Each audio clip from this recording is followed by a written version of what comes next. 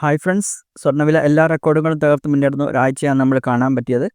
പവന് അതിൻ്റെ ഏറ്റവും ഉയർന്ന നിലവാരത്തിലേക്ക് സ്വർണ്ണവില റീച്ച് ചെയ്യുന്നത് നമ്മൾ കണ്ടു ഈ ആഴ്ച. ഇന്നും ഇന്നലെയുമായിട്ട് ചരിത്രത്തിലെ ഏറ്റവും ഉയർന്ന നിലവാരത്തിലാണ് സ്വർണ്ണവില ഇരിക്കുന്നത്. ഈ ആഴ്ചത്തെ ഒരു കംപ്ലീറ്റ് ട്രെൻഡ് നമുക്കൊന്ന് അനലൈസ് ചെയ്ത് നോക്കാം. നമ്മൾ സ്വർണ്ണവിലയുടെ ഡെയിലി അപ്ഡേറ്റുകൾ ഈ ചാനലിൽ തന്നെ കൊടുക്കാറുണ്ട്. ഡെയിലി ഷോർട്ട് വീഡിയോസ് ആയിട്ട്. നിങ്ങൾ സ്വർണ്ണവില ട്രാക്ക് ചെയ്യുന്ന ഒരാളാണെങ്കിൽ നിങ്ങൾക്ക് ഈ ചാനൽ എന്തായാലും ഇഷ്ടപ്പെടും. അതുകൊണ്ട് തന്നെ ഈ ചാനൽ ഒന്ന് സബ്സ്ക്രൈബ് ചെയ്ത് വെക്കുക. കൂടാതെ ഈ വീഡിയോ ഒന്ന് ലൈക്ക് ചെയ്ത് വെച്ചാൽ നിങ്ങൾക്ക് ഇതുപോലുള്ള വീഡിയോസ് നമ്മൾ ഇടുമ്പോൾ അതിന് നോട്ടിഫിക്കേഷൻ നിങ്ങൾക്ക് ലഭിക്കാൻ അത് നിങ്ങളെ സഹായിക്കും. അതുകൊണ്ട് ഇപ്പോൾ തന്നെ ഈ വീഡിയോയിൽ നിന്ന് ലൈക്ക് ചെയ്ത് വെക്കുക. 22 ക്യാരറ്റ് ഒരു പവൻ്റെ സ്വർണ്ണവില ഈ ആഴ്ച, അതായത് ഏപ്രിൽ 14-ാം തീയതി സ്റ്റാർട്ട് ചെയ്തത് 70,040 രൂപയിലാണ്. പിന്നീട് വില ചെറിയ രീതിയിൽ കുറയുന്നത് കണ്ടു. 69,760 തൊട്ടടുത്ത ദിവസം 16-ാം തീയതി വീണ്ടും വലിയ രീതിയിൽ വർദ്ധിച്ച് 70,520 ആയിരുന്നത് നമ്മൾ കണ്ടു.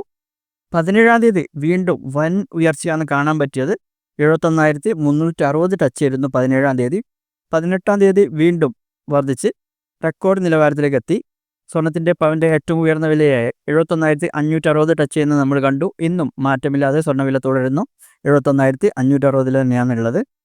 ഇനി ഈ ആഴ്ചയുടെ മൂവ്മെൻറ്റ് മൊത്തത്തിൽ നോക്കുകയാണെങ്കിൽ ഏറ്റവും കുറഞ്ഞ വില 69,760 ആയിരുന്നു. ഉയർന്ന വില 71,560 ആണ്. ടോട്ടൽ ഈ ആഴ്ചയുടെ നെറ്റ് ഉയർച്ച നോക്കുകയാണെങ്കിൽ 1,520 രൂപയുടെ ഉയർച്ച ഉണ്ടായിട്ടുണ്ട്. സ്വർണ്ണവിലയുടെ ഈ ഒരു ഉയർച്ചകളുടെ കാരണം നമ്മൾ കഴിഞ്ഞ കുറേ വീഡിയോകളായി സംസാരിച്ചു കൊണ്ടിരിക്കുന്ന കാര്യങ്ങൾ തന്നെയാണ്.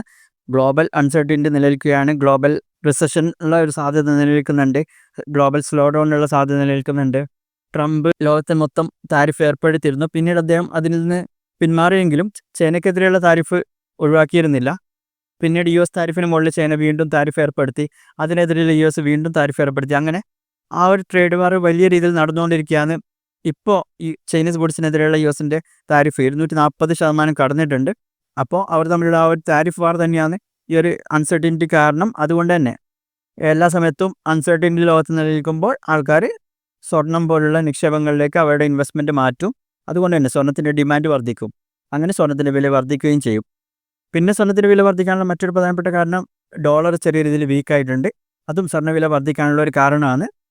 അപ്പോൾ ഈ രണ്ട് കാരണങ്ങൾ കൊണ്ട് തന്നെ ഈ ആഴ്ചത്തെ സ്വർണ്ണവില വളരെയധികം ഉയരാൻ കാരണമായിട്ടുണ്ട്. എല്ലാ ജിയോ പൊളിറ്റിക്കൽ ന്യൂസും വളരെ പെട്ടെന്ന് ബാധിക്കുന്ന ഒരു ഇൻസ്ട്രുമെൻ്റാണ് ഗോൾഡ് എന്ന് പറയുന്നത്. അപ്പോൾ ആ ഒരു രീതിയിലുള്ള ഏതായാലും പോസിറ്റീവായാലും നെഗറ്റീവായിട്ടുള്ള ന്യൂസുകൾ വളരെ പെട്ടെന്ന് തന്നെ സ്വർണ്ണവിലയിൽ ബാധിക്കാൻ സാധ്യതയുണ്ട്. അത് അതിൻ്റെ മൂവ്മെൻറ്റിനെ വളരെ പെട്ടെന്ന് സ്വാധീനിക്കും. അപ്പോൾ ഇനി വരുന്ന ദിവസങ്ങളിൽ ജിയോ പൊളിറ്റിക്കലായിട്ടുള്ള ന്യൂസുകൾ ഏത് രീതിയിലാണ് വരുന്നത് അതിനനുസരിച്ചായിരിക്കും സ്വർണത്തിൻ്റെ മൂവ്മെൻറ്റ് വരുന്നത്.